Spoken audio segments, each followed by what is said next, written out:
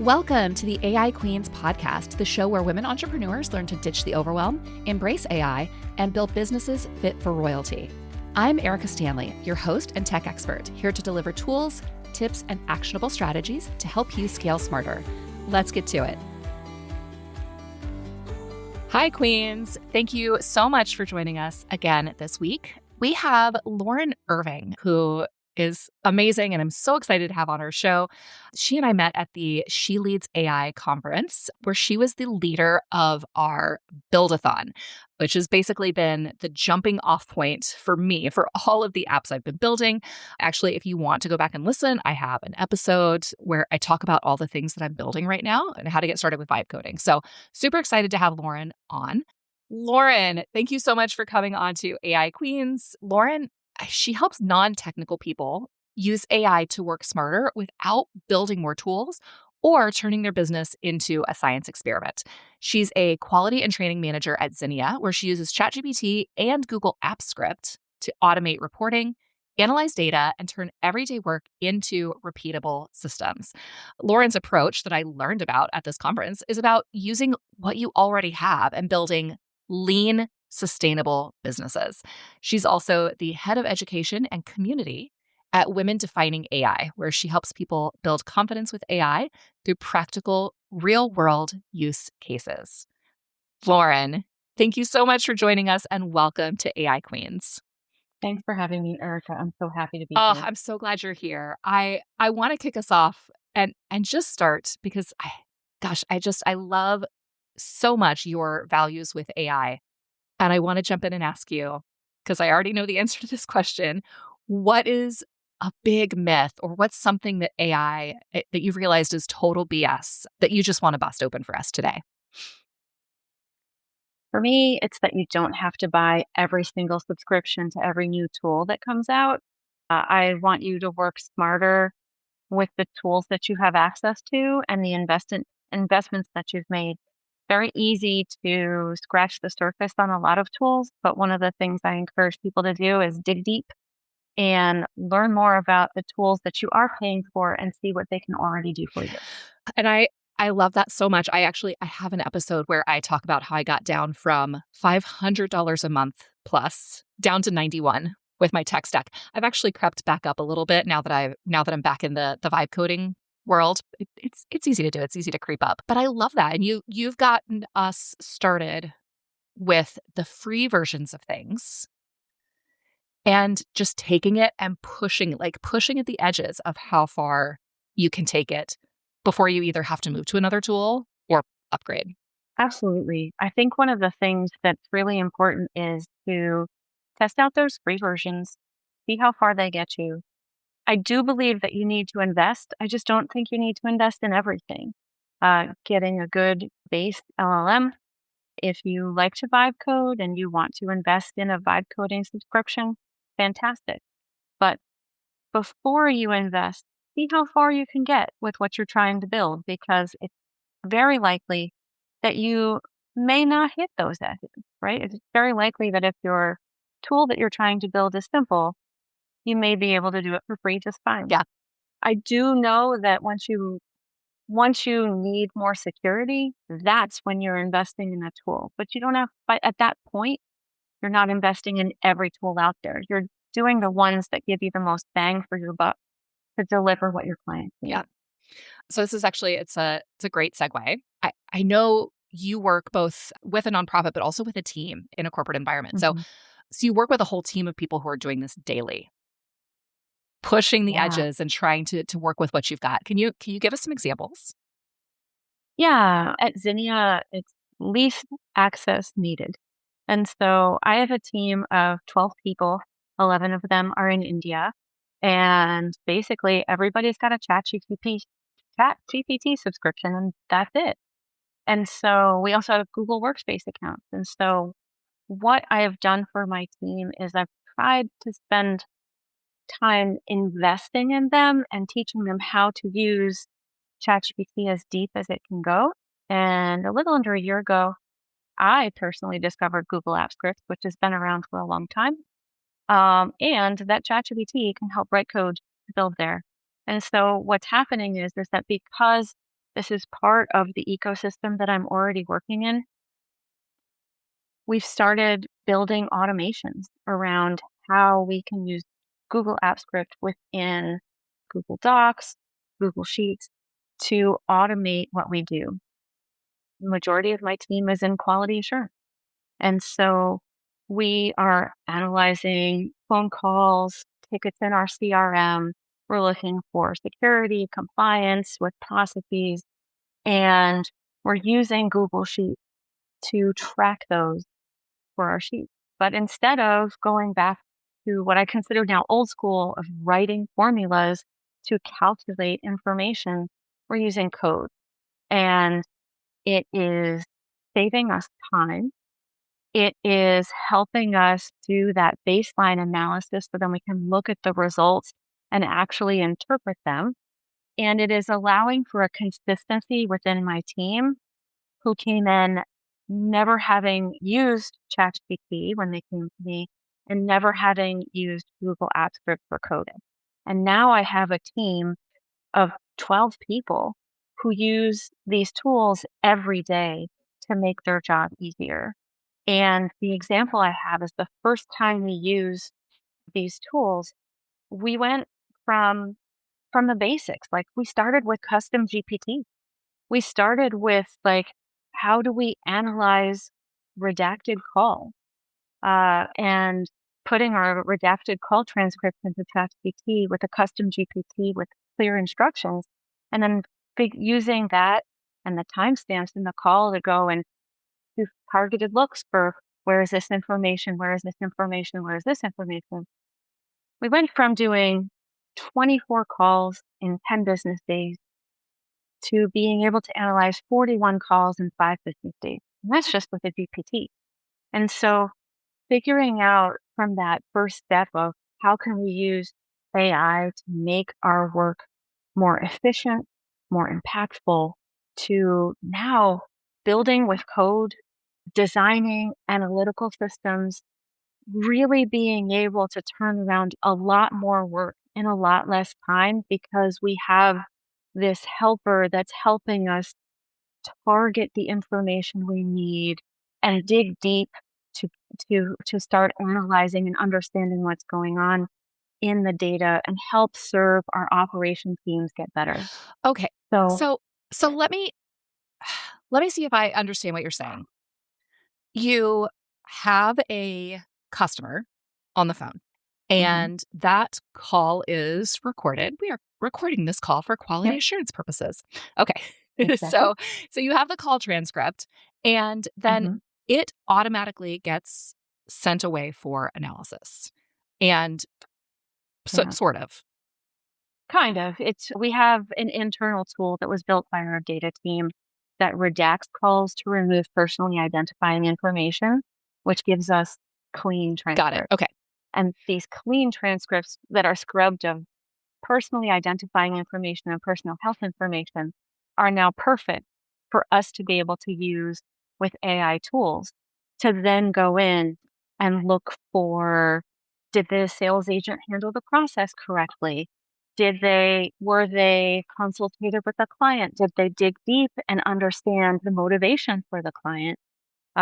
Did they follow the correct compliance measures required by the insurance company? So all of these things come together and allow us to really dissect a call without having to listen to every single minute of every, you know, 30 minutes to an hour call. So it really saves time for us to be able to target the portions of the call that we are looking at for the specific audit rules or for the compliance rules in order to be able to analyze, did they do it? Did they not do it? We can still go back and listen to the whole thing, but it just means that we don't always have to. That's awesome. Okay. So it cuts down on the listening time, obviously.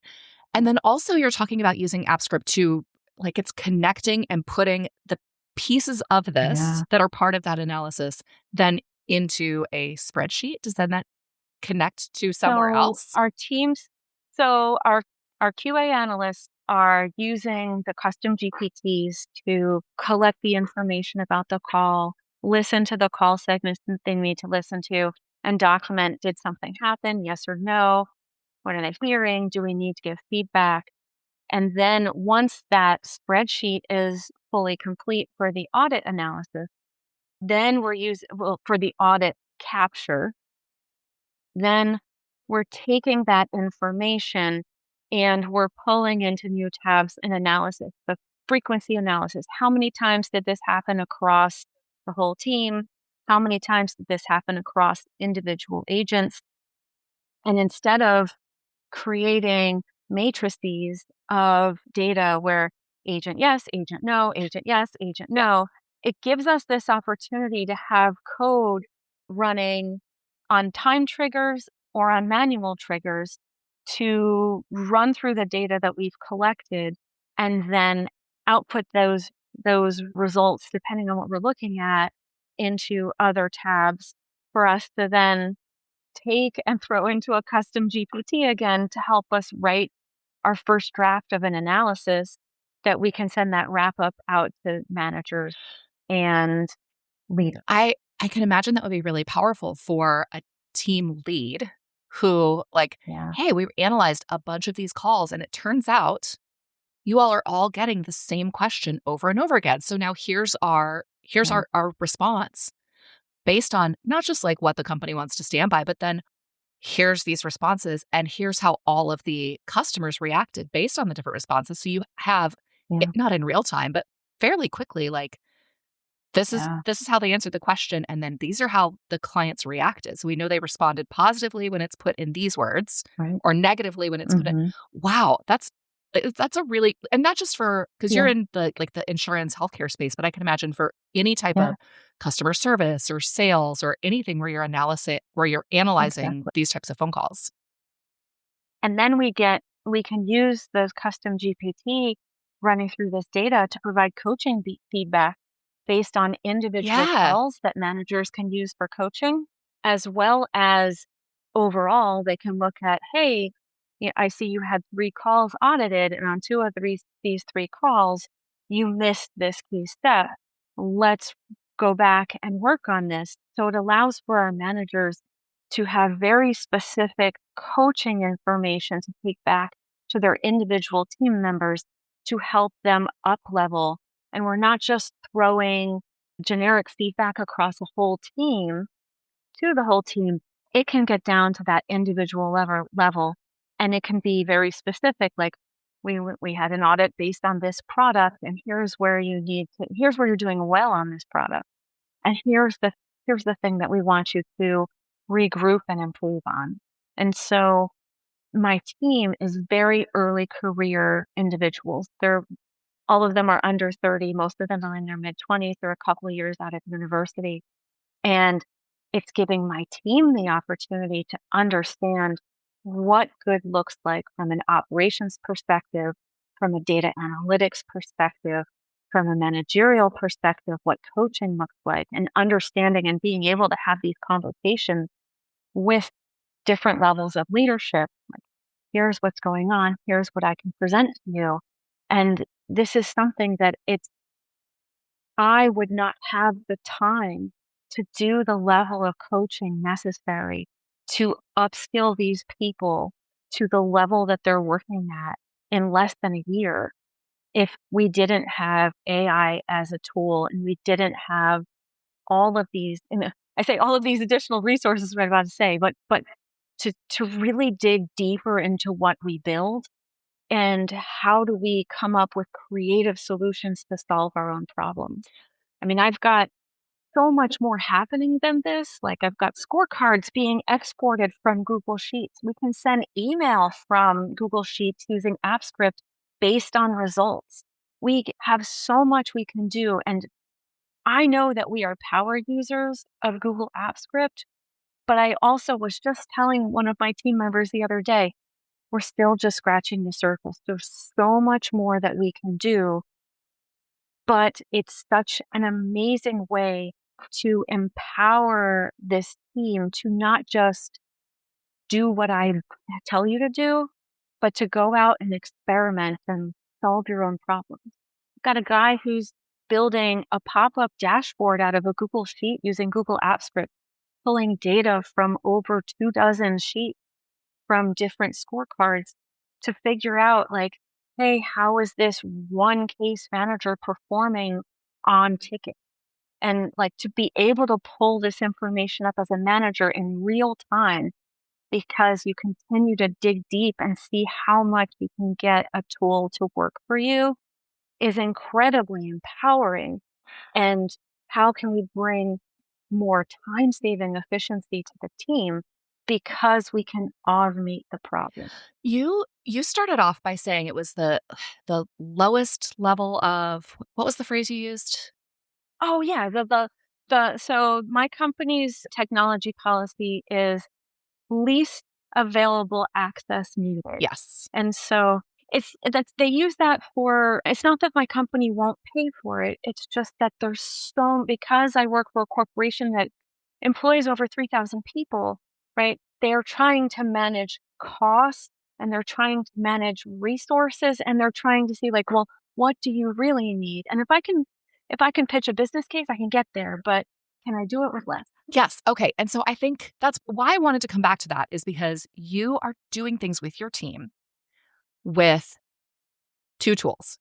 You're using Two tools. ChatGPT and Google Apps Script because that's what you have Yeah. access to, but also you've empowered your team to like figure it out. Let's Yeah. what is the problem and how can we use the tools available to us to solve that Hmm. problem in a creative way? Yeah. And we have a 30-minute session once a week that's called the optional ChatGPT session. Everybody piles into it. And sometimes it's instructional. Sometimes it's, hey, they released a new model. Let's dig in and see what it's doing. And sometimes it's demos. Hey, I want you to show what you just built. Nobody else on the team has done this yet. I want others to see what you've learned. I spend a lot of time talking to my team about removing myself as the bottleneck and giving them the space to be creative about solving their own problems, or they'll come to me with an idea like, hey, I think we need to capture this information. Talk with the manager about it. Is this something that they really need? All right, go for it. Tell me what you need and let me know if there's a way I can help. I also really encourage the team to lean on each other. 11 of my people live in India. They work out of the same office in India. I'm not there to sit down next to them and say, let's figure this out together. We can do that on Zoom, but they're much more likely to lean on each other. And so it creates this web of knowledge across my team that's invaluable. I want them to replace me.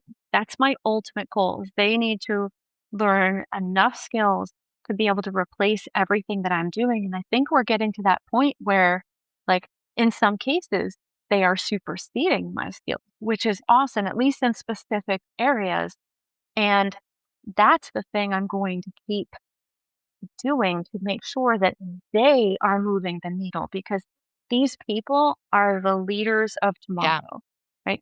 These are the people that are going to continue to grow this business. And if I tried to hold on too tight, I would not get the level of work out of them that they're currently doing. And what they're doing is impressing so many people. And now I'm starting to like have them lean in on other teams so they can build and they can say, hey, I've got a person on this other team who needs help. Can you go help build this script for them? Can you go help this custom GPT for them? And so it's not just about what we can do in our team, it's about how we can continue to ripple this knowledge across the organization. Because nobody's knocking on my door and saying, hi, can you teach us how to AI? But they can come to us with, like, hey, somebody said you might know how to solve this with AI. Sure, I've got a person for you. They can help you. But then part of the instruction is you have to build a resource or you have to train them how to do this themselves, right? Because we can give you that one set of skills, okay, go. But we are not hanging out our shingle to do this full time. So when we're trying to teach them to fish so they can do it for themselves, and slowly this AI adoption is going to creep back out into the ecosystem. and it will spread and it will be fantastic. Nice. So this is actually a great segue because you are working with your team to spread and empower AI usage, but you're also part of a nonprofit that does the same thing. Yeah. I've been a member of Women Defining AI since May of 2024, and I joined them joining one of their learning cohorts, learning about AI basics. And after 5 weeks of training, I left and I went out to a VP in the organization. I said, and in my work organization, I said, "Hey, I would like to build this tool. It's going to use ChatGPT with a custom GPT. We're going to use Zapier to connect it to Slack, and we're going to create a Slack bot that's going to allow us to query ChatGPT from Slack and return information from an internal resource." And with a little noodling, I got approval. Approval is much harder to get now. And I ended up having the VP of data engineering, the director of data engineering consulting on my little baby project coming out of that 5 weeks of training with Women Defining AI. And so now I joined every cohort I could. Show up to as many live sessions as I do. And since the beginning of 2025, I've been the head of education and community at Women Defining AI, helping to lead those trainings. We now have more extensive trainings available, but really helping to get more women and non-binary people using AI, bringing it out into the world and finding ways for it to solve their own problems in their personal and professional lives to narrow that gender gap of AI adoption. Yeah, and I know this is where our values really overlap because that's the whole Yeah. the whole mission of AI Queens is to bring AI to more women and to get us from feeling kind of like, I'm not quite sure what this is, to like, all right, I feel confident to go out and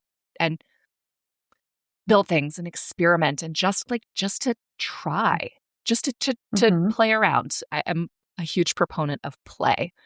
So Absolutely. Like learning by doing, getting hands on, getting dirty, iterating, and figuring out how you can make it work for you is just a remarkable way to get going. I ran through the She Leads AI Create conference hearing women say, "Oh, I'm starting my business in 6 months. Oh, I'm starting my business next summer." And I ran around saying, "Start today. yes, What are you going to do this week?" Because I think we have a tendency to wait to be ready. And if you keep waiting, you'll never be ready. And so, like, it's not any large language model is not Google search. Talk to it, yeah. give it your context, figure out what you're trying to do and ask it to ask you questions about what you're trying to do because more you create this kind of habit of going back and forth with the tool for whiteboarding and strategic thinking and helping you think about the ideas you're trying to create, the easier it is to use these tools and move farther faster. I I love that you said that. I feel like the jumping back and forth is something that a lot of us forget to do. I my part of my workflow now is going from ChatGPT to Claude, moving from a custom GPT then over into a Claude project that I have built specifically for a Mm-hmm. specific thing, then moving from that into Poppy, getting it to like manipulate and do what I need to do over here. Like I am bouncing Yeah. between tools like almost without thinking about it now. Mm-hmm. And Mm-hmm. so many of the women I talk to are just like, "Yep, I'm just using ChatGPT. That's what I'm using." Yeah. And I Yeah. like something I did learn from you is learning how to use one to either check the Mm-hmm. work of another or to Yeah. supplement what is going on. Like, I've taken this as far as it will go. Now let's pop into another tool and see how far I Yeah. can take it. Yeah. Because there's so much bias inside these models, right? And there's so much that's programmed into them to be a chirpy cheerleader Oh yeah. of like, you're doing such a great job, keep going. And when you're wanting to get to that point of critical thinking and not even just not even because you need the output to be thinking for you, but to be that check on you and to be that one that's saying, like, have you thought of this? Have you thought of this? And like continue answering questions to help calling out where there are problems because I work remotely. I don't have somebody I'm sitting next to where I can go next to them and say like, "Hi, I'm working on this problem and I'm stuck. Can you help me?" And so, yes, I can hop on a Zoom, but while joining in conflicts, I can also go into an LLM and say, "This is what I'm working on. This is what I'm trying to do. Here are the things I've thought of. What am I missing?" And so even it helps me just shine some light into those dusty corners of your brain where you're not necessarily thinking about all of the edges of where you're trying to work through. And so it accelerates even when I am trying to think about pitching a new project, starting going into a meeting discussing OKRs or KPIs, or even as I'm working on building an AI certification program. Like all of these things require me to continue to bounce back and forth. It's not that there aren't humans that I'm talking to, it's that it allows me to do a lot of the prep work. So when I go to talk to someone, I have better questions to ask. I know I know what's working and I have an idea of what's not working. And so it can help be more specific and precise on where I do need help. And it can also help me understand like, hmm, I think I need to go back to the drawing board because I haven't thought about this thing fully Yep. yet or clearly yet. And so it's just that, and I can do that at 2 o'clock in the morning and nobody's going to judge me. Yes, I work at home and I work pretty much alone, and I my agency that I worked at before I launched my business, I would just I would physically turn my chair around. We worked in a big open Mhm. room, so I could just turn my chair around and be Yeah. like, "Hey, I have this idea. What do you Yep. think?" And now I don't have that. I mean, I have a community of Mm. entrepreneurs that I'm a part of, and I've got the Mhm. She Leads AI community, and but it's so nice to have my own custom GPTs built. I've got my Google Gems, Mm. I've got Claude projects where I can just go in and be like, "Hey, I'm thinking about this. Have you considered that maybe that's not in alignment with the goals that you outlined at the This beginning of the this year? Is this a this distraction?" Yeah, Yes. and that I think is critical, that idea of how are we staying aligned to our mission and our Yep. values and having that check-in and really understanding when you are taking yourself off the path. And sometimes going off the path is worth Yeah. it, but having something calling you out before you go over invest time and energy in something that is not going to serve your ultimate goals. I think it's a really key value to being able to have these conversations with an AI Yep. tool. So if someone wanted to get started, they're brand new to AI, they've maybe just used ChatGPT and they want to start some of these like higher level problem solving type things like we're talking about. What would be the first thing that you would advise them to do? I would advise them to stop using ChatGPT as a Google search and to just start chatting with the tool and end every prompt, as it were, with ask me any questions you need to help you better understand what I'm trying to achieve. And if your question is great, sometimes it's only like 4 questions.